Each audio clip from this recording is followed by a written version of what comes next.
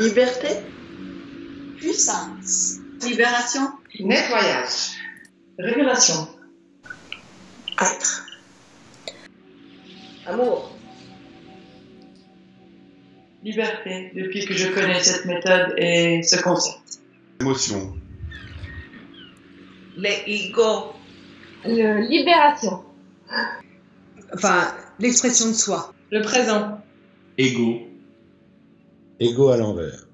C'est 3 mots.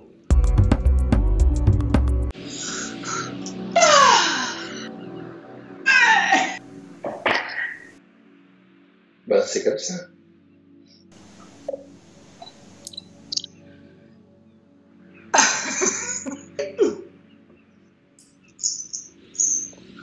Oui, mais tu vois pas mes pieds.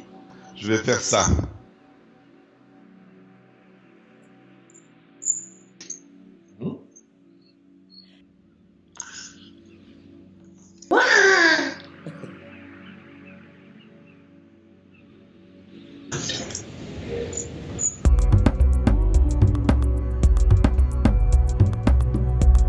Premier stage. Deuxième jour. Dans la forêt, en train d'exprimer. C'est mythique. Je tape dans une souche pendant un moment d'expression de colère et je reçois plein d'abeilles qui sont là en train de venir vers moi et j'entends Daniel qui dit mais cours et moi tétanisé sur la place en sachant pas quoi faire que je me suis fait piquer pas mal d'ailleurs. Mais j'avais bien exprimé avant, donc ça c'est une anecdote que je garderai, je pense, jusqu'à la fin de ma vie et qui me fait du bien. J'ai fait plusieurs stages et il y a toujours les choses différentes. L'escalade. Alors Daniel, il a apporté un grand escalade de chocolat. C'était très bon. Je peux pas te dire parce qu'il y a des choses que je suis obligée de dévoiler par rapport. Non, c'est mieux pas. Ça va être difficile, hein. T'aurais pu me prévenir là quand même. Moi, le fait le plus marquant que j'ai vécu là-bas, c'est une petite dame qui est arrivée, qui avait moult problèmes, où il n'y avait rien qui allait, il fallait toujours attendre sur elle, etc. Puis le jour où on s'est fait la bise pour partir, je ne sais plus si c'est Arlette ou Marie-France qui lui a dit « Mais t'as vu les progrès que t'as fait en si peu de temps ?» Et puis, comment quand t'es venu, tu marchais pas, puis là, tu repars en marchant normalement. Et puis, elle a ah ouais, j'avais pas remarqué. Donc, en fait, ça s'est fait malgré elle. Et ça, c'était pour moi, en fait, disons, marquant de la méthodologie, en fait.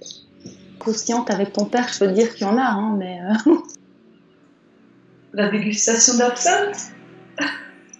On commence l'exercice effectivement de l'expression des émotions.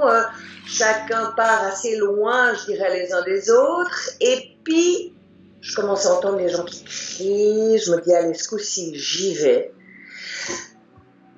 Et je commence à crier. Et 2 secondes après, j'entends « Aïe !» C'était un cycliste qui a eu tellement peur qu'il est tombé derrière moi. La technique Hoge m'a permis de me reconnecter avec moi-même. Et en cela, c'est hyper croustillant ou hyper rassurant. La première fois qu'on s'est baladé dans les bois avec Daniel, et qui disait qu'il fallait prendre l'arbre dans les bras et l'embrasser, je me suis dit, ça y est, ce coup-là, il a pété une durite.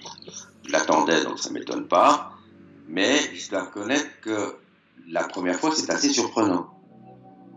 Après, on s'y fait, au fait de caresser les arbres, etc. Mais la première fois, c'est assez curieux. J'en ai plein. Une, il n'y en aura pas une qui va me venir. Par contre, moi, le moment où on est dans les bois et puis qu'on doit se refocaliser sur un moment donné, c'est toujours la croix et la bannière. Probablement que la plus jolie anecdote serait pendant un des week-ends, le samedi soir, ton père, Daniel, c'est la soirée joie.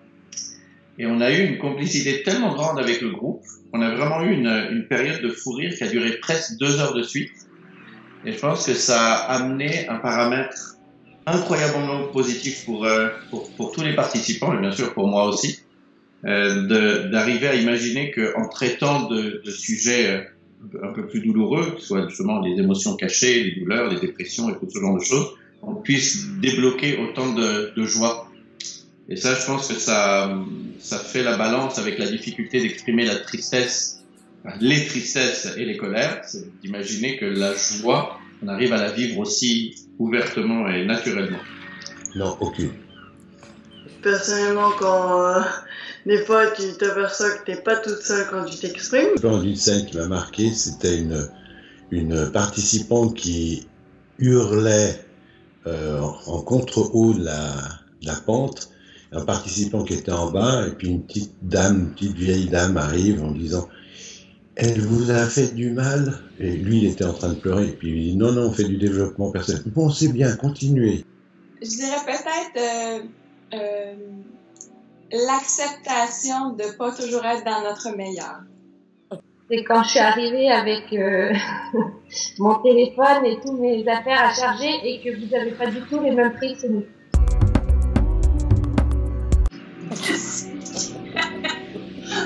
Des séquelles, non. Je sais pas, j'appellerais pas ça des séquelles, j'appellerais des bienfaits. Beaucoup de bienfaits. Tous les jours. Je garde ces séquelles tous les jours. Et ça me fait du bien. Ça me fait devenir ce que je suis devenue, en fait. Et ouais, jolies séquelles. Des séquelles? Non, pas des séquelles, parce que je gueule tout. Non, pas des séquelles. Au contraire. Ah non.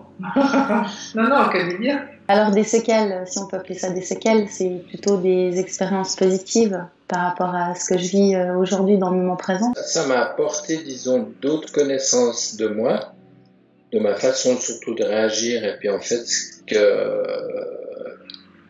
la grosse marche que j'avais à surmonter, mais des séquelles, non, j'en ai pas. Oui, un amour particulier pour le bon vin, blanc surtout. Et ça, c'est un grand séquel qui me reste. Ah oui, tous les jours, c'est pire. Bien sûr, les séquelles sont des séquelles positives. Mais bien entendu que c'est une racine qui est importante, qui germe, qui donne des fruits, des fleurs. Oui, bien sûr, on peut appeler ça des séquelles. J'ai pas vraiment l'air, que positive en tout cas. Oui, c'est la raison pour laquelle j'ai régulièrement dîné avec Daniel d'ailleurs. Pour que les séquelles ne se referment pas. Non, des séquelles, non. Que des bons outils, et malheureusement, j'arrive pas à mettre assez souvent en pratique. Oui, des souvenirs, certains un tout petit peu douloureux. La première fois que j'ai réussi à exprimer complètement la colère que j'avais pour un membre particulier de ma famille, ça a été d'une violence assez forte. Ça a été la coquille du déni qui s'est cassée et une ouverture assez puissante. Donc, c'est pas un séquelle, bien au contraire, c'était une libération. Séquelle, non. Bien fait, oui. Oui. Oui, ça m'arrive encore de m'enfermer dans des pièces et de taper et de crier. Aujourd'hui, je sais que j'ai le droit d'être en colère, que j'ai le droit d'exprimer cette colère et que je peux l'exprimer de manière sereine pour me faire le moins de mal possible. Continuons d'être comme on est et faisons nos pas comme on sait le faire dans l'ouverture. Je trouve qu'il n'y a rien à proposer, c'est toujours fait bien, ça aide beaucoup. Les 20 prochaines années, non, vous faites déjà pas mal, je trouve. Enfin, c'est pas le message Hoche, c'est essentiel, c'est ça. Non, je crois qu'au début, pour un nettoyage, pour une renaissance, c'est parfait. Par contre, c'est le début du chemin, parce que je pense qu'après, c'est bien d'accrocher le wagon à d'autres choses, à le maintenir, à continuer à faire comme ça. Ça devient un mode de vie, en fait. Continuer comme ça, parce que c'est génial. Et puis de fédérer encore d'autres personnes, je trouve que c'est riche. Lâchez pas, parce que c'est vraiment bien. Non, changez pas. Développer certainement les possibilités d'avoir accès aux gens, mais surtout diffuser le concept.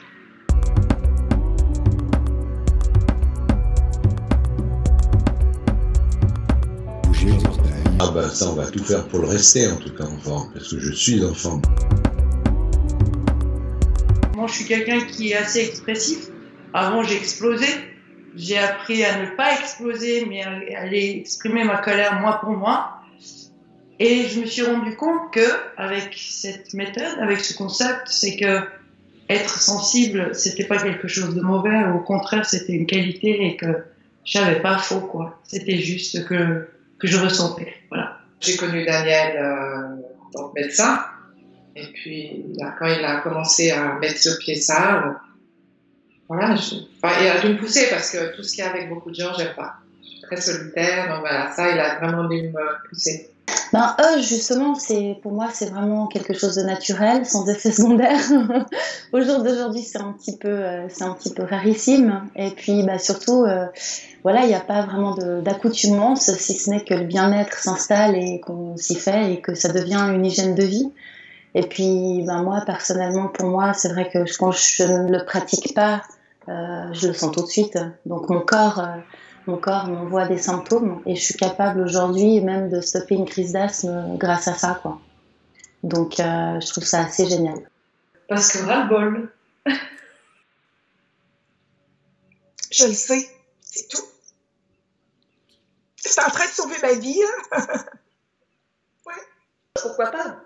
C'est comme le premier toubib qui m'a dit, écoute mon grand, lorsque je lui ai dit, mais docteur, c'est la première fois, j'étais encore respectueux.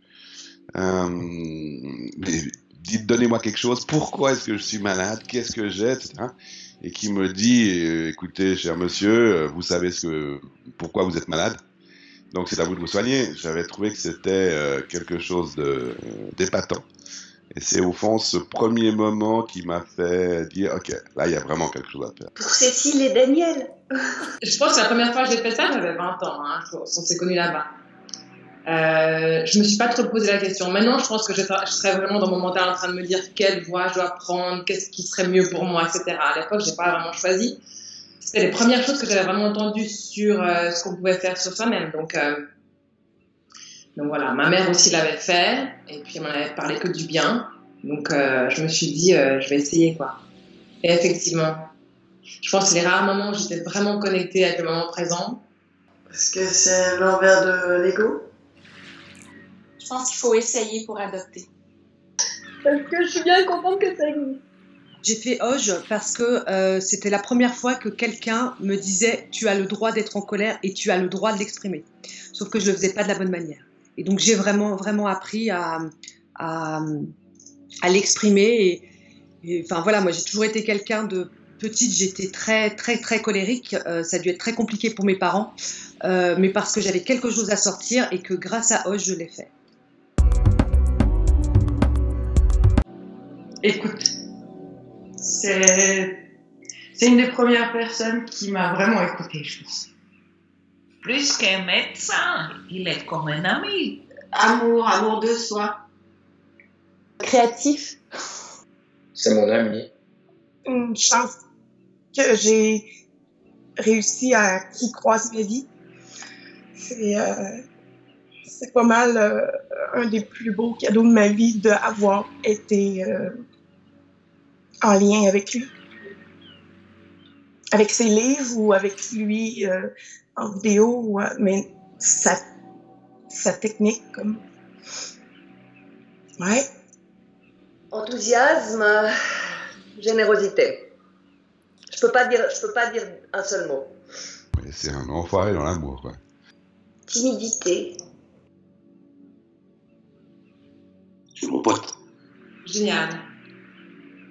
C'est un homme qui est tellement complet et complexe dans son approche de la vie. J'allais dire un mot qui était le mot libération, parce que finalement c'est le chemin qui m'a permis de prendre. En un mot, voilà. C'est très difficile. Impossible. Plus grande nature. calme. Alors, exceptionnel. Étonnant, moi je vais t'en dire plusieurs en fait. Étonnant, inoubliable, bienveillant. Je trouve que je suis vraiment heureuse qu'il existe des gens qui soient capables de donner autant pour que nous, en fait, on se sente vraiment bien, qu'on se sente en paix avec nous-mêmes. Je trouve que je trouve ça génial de donner de soi pour que les autres aillent bien. Beaucoup de confiance en moi. J'ai exprimé et ça part tout de suite. Hein. J'ai une personne beaucoup plus heureuse qu'avant. Hein.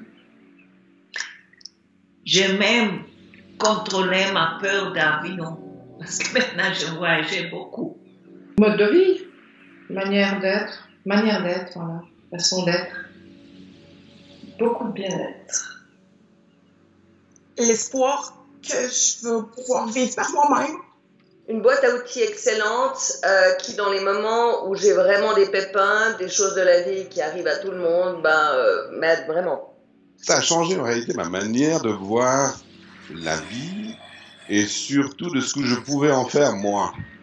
C'est-à-dire au fond, puisque le concept c'est de donner finalement ton autonomie dans plein de domaines, d'une manière générale, ça m'a aidé à devenir autonome, ça m'a aidé à développer mes business. Compréhension de ma colère, ce qui est assez surprenant, mais on arrive toujours à me mettre le doigt dessus, et il y a encore beaucoup à apprendre avec humilité, mais c'est le fait d'avoir une vraie méthode d'expression, une vraie méthode de libération. C'est que dans tous ces moments difficiles, le fait de pouvoir au moins se libérer d'une façon ou d'une autre, la colère étant incroyablement bonne, après avoir hurlé et puis dans son coussin ou sur la moto, il y a une espèce de calme après. La même chose avec les pleurs, un tout petit peu plus compliqué pour moi, mais ou la joie en fait. Et j'ai Oj avec moi tous les jours parce que dans n'importe quelle situation, en fait, je me rappelle toujours que ce qu'on m'a appris, et je pense pas à Oj particulièrement, mais que ce qu'on m'a appris sur les émotions est quelque chose de précieux que je dois utiliser comme un outil de bien-être en permanence. Le fait de savoir que je peux créer ma vie et de vivre réellement, d'être heureuse, c'est juste énorme. Je pense que je m'apporte d'être une meilleure personne au jour le jour. Au niveau de tension à l'arrivée, je dirais se situe probablement à 10. Et mon niveau de tension au départ à 2. Oula. Bon, c'est vieux, hein, le premier stage, je peux dire. C'était au tout début, donc, mais à l'époque, ça devait être bien. De 1 à 10, t'as dit? Ça devait être 10. À l'arrivée? Ah ouais, clair. Et puis après un week-end de rire et de beaux partages, c'était beaucoup moins, tu vois. C'était le retour au quotidien était difficile. Ouais, à l'arrivée c'était 10, ça c'est sûr. Et puis en partant, ça avait diminué de moitié, 5. Alors de 1 à 10, 28 en arrivant. Et puis en partant, je dirais 1. Disons, après l'accolade d'Isabelle au premier jour du premier stage, je devais être à 15 à peu près de tension. J'étais juste tétanisé. Mais vraiment, c'était un truc, parce que faut aussi dire que les émotions, c'était pas mon fort. En arrivant au stage, j'étais à 8 et en repartant, j'étais à 1. Alors, en arrivant au stage, c'était à 25 et en partant, c'était à 3. Alors, au premier stage, je pense que c'était à peu près 11 ou 10 en tout cas. En repartant, ça devait être dans les 3-4. Au niveau de tension en arrivant, ça devait être 11 sur 10.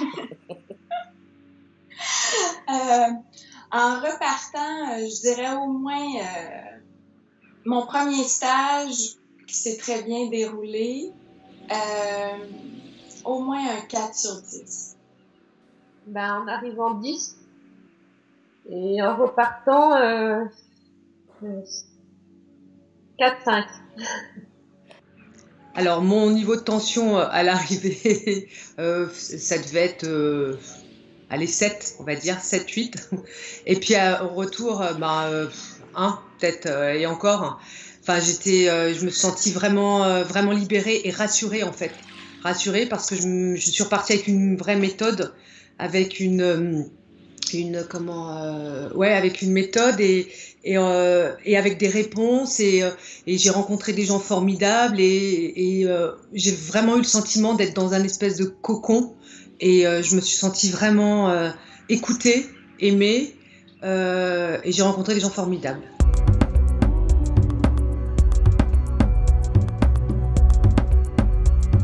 Les 20 ans d'âge, c'est à refaire, mais alors là, je refais tout de suite.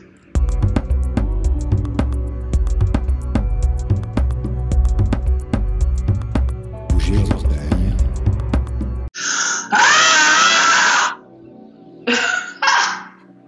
Shit!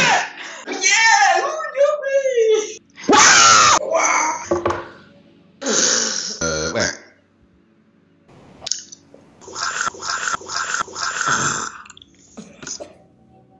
Est-ce que tu as des questions, Greg? Ah bah là, moi j'en ai pas, non. J'en Voilà. ai plus. On n'en a plus. C'est très bien. Bon, ben, Merci. c'est parfait. Ah non, Merci il y en a à encore vous. juste une dernière. Juste une dernière, j'ai oublié, excuse-moi. Avec quoi est-ce qu'on ramasse la papaye? Avec la foufourche.